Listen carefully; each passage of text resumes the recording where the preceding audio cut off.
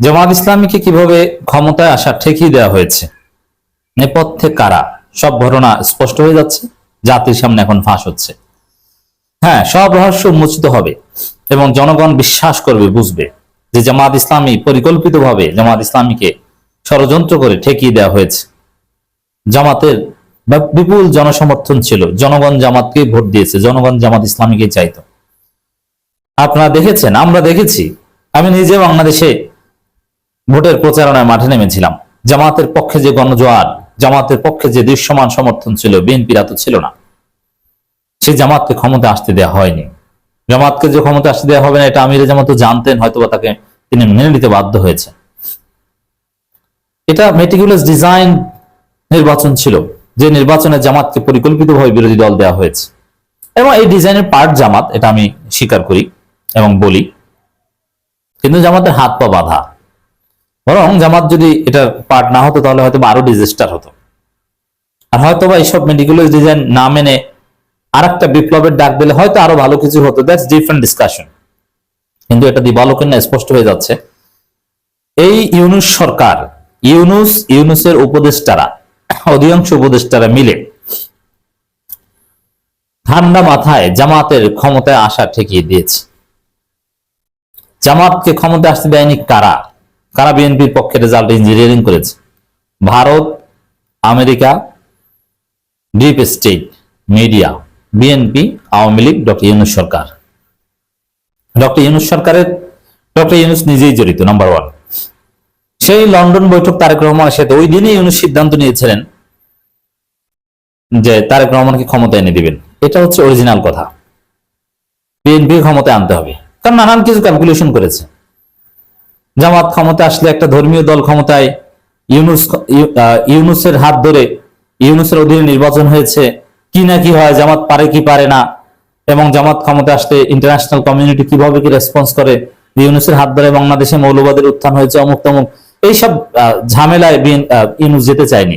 তার চাইতে বরং বিএনপি কে ক্ষমতা এনে দেওয়ার সিদ্ধান্ত নিয়েছে ইউনূস। তবে বিএনপি জামাত কিছু চুক্তি করিয়ে দিয়েছে, তোমরা মিলেমিশে থাকবা, ইত্যাদি ইত্যাদি। কিন্তু সেই চুক্তিও থাকবে না। ইউনূস ওই দিনে ঠিক করেছিলেন। তারপরে দেশের ভিতরে আসিফ নজরুল থেকে শুরু করে অন্যান্য উপদেষ্টারা নানান ভাবে, এমনকি জামাত কিন্তু হুমকিও দিয়েছিল যে 5 জন উপদেষ্টা জামাতের বিরুদ্ধে কাজ করছে। জামাতের কাছে তাদের গোপন অডিও ছিল, প্রকাশ করার হুমকি দিয়েছিল, প্রকাশ করেনি, করতে পারেনি। এটা জামাতের অসহায়ত্ব। জামাতকে বৃহত্তর সমঝোতা মেনে নিতে হয়েছে। 5 জন উপদেষ্টা জামাতের বিরুদ্ধে সিরিয়াসলি কাজ করেছে, যার প্রমাণ আমরা একে একে পাচ্ছি। 1 নম্বর প্রমাণ, ডক্টর খলিলুর রহমান। খলিলুর রহমান ছিল গুপ্ত বিএনপির দালাল এবং যুক্তরাষ্ট্র ভারতের মেকানিজমের মূল হোতা এবং ইউনূসের মূল প্রতিনিধি। কিভাবে জামাতকে বোকা বানানো হয়েছে। সারে উদ্দিন আহমেদ, ওয়াহিদুদ্দিন মাহমুদ, আসিফ নজরুল, রিজওয়ানা হাসান, এই লোকগুলো জামাত ইসলামীর ক্ষমতা আসা ঠেকিয়েছে। এরা এখন স্বীকার করছে। রিজওয়ানা হাসান একটা সাক্ষাৎকার ফাঁস হয়েছে, সেখানে তিনি স্পষ্টভাবে বলছেন, এখানে কেউ কেউ ভিন্ন ব্যাখ্যা দেওয়ার চেষ্টা করছেন, আমি আসছি সেদিকে। জনগণের স্পষ্ট, রিজওয়ানা হাসানের সাবেক উপদেষ্টা রিজওয়ানা হাসানের বক্তব্য থেকে স্পষ্ট, আই রিপিট, রিজওয়ানা হাসানের বিরুদ্ধে হাদি হত্যায় জড়িত থাকার অভিযোগ রয়েছে। ওসমান হাদি হত্যায় রিজওয়ানা হাসান জড়িত থেকে থাকতে পারে, হোয়াটএভার, এটা ধারণা অনেকের। এই রিজওয়ানা হাসানরা জনগণের রায়কে উপেক্ষা করে জামাতকে ক্ষমতায় আসতে দেয়নি, বিএনপি ক্ষমতায় এনেছে। এক সাংবাদিক প্রশ্ন করেছে, যারা নারী সমান অধিকার চায় না, সেই শক্তির একটা পার্ট এখন বিরোধী দলে। আরো অনেক আলোচনা আছে। রিজওয়ানা হাসান উত্তর দিচ্ছেন, তারা বিরোধী দলে গেলেও আমাদের খেয়াল রাখতে হবে তারা যেন ক্ষমতার মেইন স্ট্রিম হতে না পারে। আমরা সেটা করেছি, তাদের মেইন স্ট্রিম হতে দেয়নি। কথা ক্লিয়ার। এর মানে দেখেন, রিজওয়ানা হাসান এটা গোপন রাখতে চেয়েছেন। আমি শুধু তার শর্টকাট বক্তব্য বা কাটিং বক্তব্য আমি শুনিনি, তার ফুল বক্তব্য আমি শুনেছি। আমরা যারা বিশ্লেষণ করি, আমরা সংক্ষিপ্ত বক্তব্য শুনে বিশ্লেষণ করি না।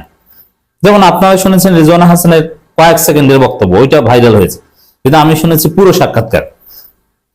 পুরো সাক্ষাৎকারে তিনি মূলত এই যে যারা মাজারে হামলা করেছে, অথবা এই কবর থেকে লাশ উঠিয়ে পুড়িয়ে দিয়েছে, এরকম কিছু উগ্রবাদী আছে, তাদের বিরুদ্ধে বলেছেন। তাদেরকে মেইন স্ট্রিম হতে দেয়নি, তাদের বিরুদ্ধে ব্যবস্থা নিয়েছে, জঙ্গিদের বিরুদ্ধে ব্যবস্থা নিয়েছে, এগুলো বুঝাতে চেয়েছেন, জামাতেরটা এড়িয়ে যেতে চেয়েছেন। কিন্তু যখন সাংবাদিক পেঁচিয়ে ধরলো, তখন রেজওয়ানা হাসানের রহস্য ফাঁস হয়ে গেল। সাংবাদিক প্রশ্ন ছুড়ে দিয়েছেন, তাহলে সেই শক্তি একটা পার্ট, মানে ওই যারা মাজারে হামলা করেছে জঙ্গি উগ্রবাদী, তাদেরই একটা পার্ট হচ্ছে জামাত ইসলামী। এটা ছিল সাংবাদিকের প্রশ্ন। এখন এটা নেগেট করে নাই রিজওয়ানা হাসান, তিনি বলছেন হ্যাঁ, তারা বিরোধী দলে গেলেও আমরা তাদের মেইন স্ট্রিম হতে দেইনি, এর মানে ক্ষমতা আসতে দেইনি। যে তারা তো বিরোধী দলে গেছে, ক্ষমতায় তো আসতে পারেনি, ক্ষমতা আসে তো আমরা ঠেকিয়ে দিতে পেরেছি। এর মানে জামাত ইসলামীকে ওই উগ্রবাদী ওই গোষ্ঠীর অন্তর্ভুক্ত মনে করেন এবং জামাত ইসলামীকে নারী বিদ্বেষী মনে করেন রিজওয়ানা হাসান, এবং এটা মনে করে জামাতকে পরিকল্পিতভাবে মেইন স্ট্রিম হতে দেয়নি, ক্ষমতা আসতে দেয়নি। তাহলে দর্শক, জামাতকে ক্ষমতা আসা কিভাবে ঠেকিয়েছে দিবালকের ন্যায় স্পষ্ট হয়ে গেছে। কারা, আমি তো নাম বললাম, Rizwana Hasan was one of them. তবে আসিফ নজরুল, এই ডক্টর খলিল রহমান যে ছিল, এটা তো বোঝাই যায়, নইলে একদম কিভাবে নাটকীয় ভাবে এখানে আপনারা দেখছেন যে সরকারের মন্ত্রী হয়েছে। এবং আরো যাদের নাম বললাম, এরা সবাই পোস্ট পজিশন পাবে যাদের বয়স আছে। কিন্তু ধীরে ধীরে এখনই যদি তাদেরকে মন্ত্রিত্ব বা অন্য কোনো রাষ্ট্রদূত বানানো হয়, সমস্যা না। এই জন্য দেখবেন যে এখন দিবে না, কিন্তু এই যে যারা বিএনপি কে ক্ষমতা এনেছে এবং জামাতের ক্ষমতা এসে ঠেকিয়েছে, এদেরকে মিনিমাম হলো রাষ্ট্রদূত বানাবে। Just wait and see. এবং আসিফ নজরুলকে অদূর ভবিষ্যতে ঢাকা বিশ্ববিদ্যালয়ে ভিসি বানালো আমি অবাক হব না, বানালেও বানাতে পারে। খলিলকে যেহেতু পররাষ্ট্রমন্ত্রী বানিয়েছে, আর বিএনপি কে আরো যারা সার্ভিস দিয়েছে তারাও পাবেন। Just wait and see. তো দর্শক, 2008 সালে যেরকম ভয়াবহ ইলেকশন ইঞ্জিনিয়ারিং হয়েছিল, ওইরকম মেটিকুলাস ডিজাইন ইলেকশন ইঞ্জিনিয়ারিং এর মাধ্যমে জামাতকে ক্ষমতায় আসতে দেওয়া হয়নি। জনগণ বিশ্বাস করতে শুরু করেছে। জামাত পেয়েছিল 168 আসন, যাদেরকে দেওয়া হয়েছে শুধু 68 আসন। এটা অনেকের পারসেপশন, আমি বলছি না যে ইটস ট্রু বা এটা প্রমাণ করা যাবে, কিন্তু মানুষ বিশ্বাস করা শুরু করেছে এবং জামাতকে ষড়যন্ত্র করে হারিয়ে দেওয়া হয়েছে। সেই বিশ্বাসের সপক্ষে এরকম একের পর এক প্রমাণ আসছে, সামনে আরো আসবে।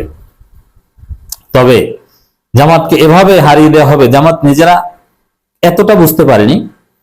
কিছুটা জামাত টের পেয়েছিল এবং মেনে নিতে বাধ্য হয়েছিল, কিন্তু এতটা বুঝতে পারেনি। তবে জামাত এবার বুঝছে তাদের দৌড় কতদূর, এবং আমির জামাত স্পষ্ট করেছেন যে 6 সম্মিলিত শক্তি আমাদেরকে হারিয়ে দিয়েছে। 6 শক্তি সম্মিলিত দৌড় কতদূর, এটা আমরা এবার বুঝতে পেরেছি। আগামীতে খেলা হবে আমরা আশা করি।